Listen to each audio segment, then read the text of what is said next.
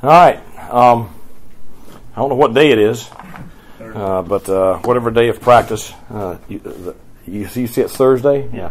That is the deal with camp. I mean, you get in these things. I mean, it's the same schedule no matter what day of the week it is, and so you lose track of what day it is. I mean, the kids, they talk about it and they laugh about it, and it has been very, very similar the last several days with the the weather and all that stuff. So, another solid day.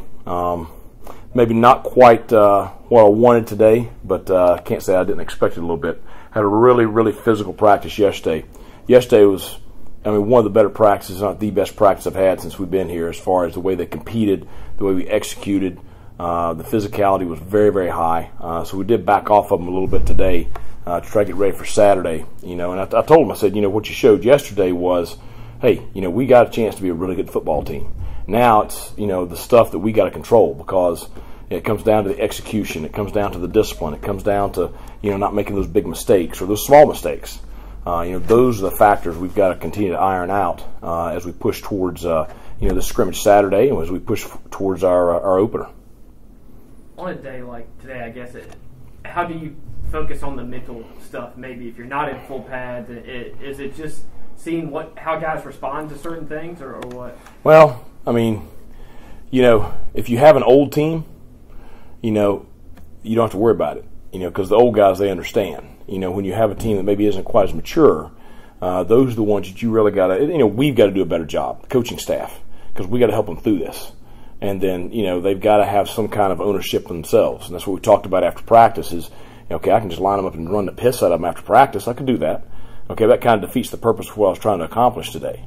So there's got to be some ownership, or we just can't do this. We'll just stay in full pads the whole way through. It's going to be one of the two. So it's a deal where we got to work together. They've got to respond. They've got to understand the expectations each day, and we've got to do a good job of helping with that. Watching special teams drills, Demetrius Mooney, the guy who stands out. He seems kind of built for that. How much do you think he can make an impact in that role? We're hoping a lot. I hope he's on all four. And he wants to be. There's, what an incredible kid. Just a phenomenal human being, and just had worked so hard, and he's really worked to develop his body, and he's like a missile now. And so, we hope that we hope he's on the four core, and we're trying to find different roles for him, because I think there is a place for a guy that plays like him. How's Jeremy Lewis doing? I know he's a guy y'all want to take that next step and kind of build on what he's done. Well, I think Saturday's an important day for him. He's done some good things. We've put so much more in package-wise already than we did in the spring, for a variety of reasons. We had the big halt during the spring. We had to pause for a couple of weeks, and that, threw everything off. And then it was his first time over there, and, Coach Dow's first time through the defense. So we've already thrown more at him than he had in the spring, and he's, picking it up. And certainly he's a good player. I want to see just Saturday just what kind of an impact he can be right there.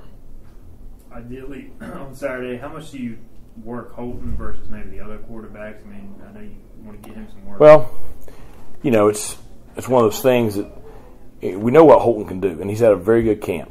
He's one, doesn't disappoint. So we've got to get him some work for him. We've got to get the rest of our, starters, the rest of our top 15 offensive players some work with Holton, because that timing aspect is so important. But you're right. We've got to figure out who number 2 is, and we really, I'd appreciate it if those guys help us out with that. We need some guys to step up and play well on Saturday to start giving us a clearer picture on who number 2 is. How will the play calling, work for Saturday? Will you have people in the box, full game, or you kind of do it on the field, man? No, it'll be as much of a game situation as we can. We have 2 of these, and so we want to get as much game-like experience for the guys. Because now all of a sudden Donnie's not standing down there behind the huddle next to Holton. He's up in the box, so you can't talk to him. He has to talk to him between series. And same thing defensively. Some of the staff's up in the box, some of them's on the field. And so you can't, coach your players, after every play. They've got to go out there and play. So, it's going to be a deal Saturday where we'll try to emulate that game day as much as we can. Blake, he went up and down last year. Have you all decided if he'll be up in the box this year, or is that He's most likely going to be up, and it's there's positives to both. You know, I was the same as him. I always wanted to be on the field, but to be honest, after I was put upstairs, you see everything, and you watch so much film. It's almost like, you know, you see it before it's happening to a degree. Now, how quickly can he relay it back down? That's the critical thing. So we've got to have great guys doing a great job on the field. So, but most likely he'll be up.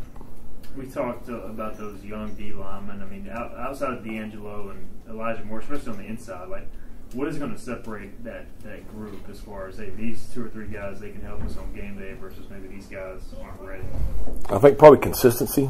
You know, that's the big thing, because you look, you know, whether it's Xavier McIver, Surad Ware, Deontay Johnson, J.V. McCray, you know, who it is next, you know, really depends on who can consistently down in and down out, you know, give you production. And production for those guys sometimes is, you know, occupying a gap and not getting knocked back.